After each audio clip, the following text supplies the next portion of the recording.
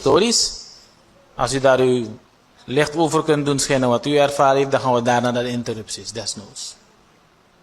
Ja. Ja, dank u wel. Ik hoor, meneer voorzitter, twee zaken. Eén van de fractieleider.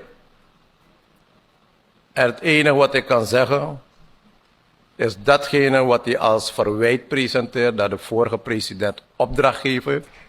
Een grove leugen. Het is geen gewone leugen, een grove leugen. Meneer voorzitter. En als men beelden heeft, laat men die beelden allemaal gaan bekijken. Maar het is een grove leugen, meneer voorzitter. Eén. Oké? Tweede is wat het geachte lid Atompai zegt. Ik heb hier een paar, die beelden zijn er. Ik heb ze vandaag nog weer bekeken. Van 17 februari.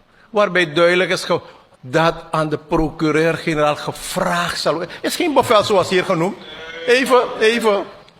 En als we zeggen de grondwet praat van de regering. De regering praat de grondwet. Lees de grondwet, dan ga je zien. Oké. Meneer voorzitter, oké. Richting afronding, zodat u allemaal de ruimte krijgt om uw vragen te stellen. Dan heeft u alle ruimte. Ik ga u niet beletten in vragen stellen, dus afronden graag. Maar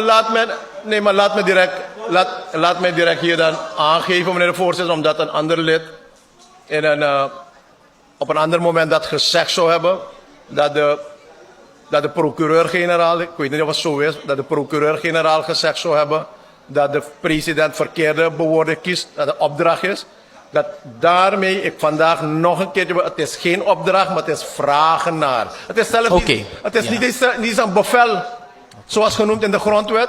Het is niet eens een bevel zoals genoemd in wet RIS. Ja. Dat kon je ook hebben gegeven. Maar ook dat is niet gegeven. Meneer voorzitter.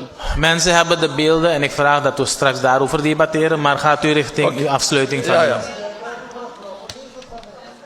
Nee, u refereert niet naar de... Want we zeggen, als u bespreekt een ander lid dat die een leugen verteld heeft... Nee, hij heeft gezegd dat ik opdracht heb gegeven. Dat zegt hij. En dat is een grove leugen, meneer voorzitter. Oké, we gaan dan straks iedereen de ruimte geven om te...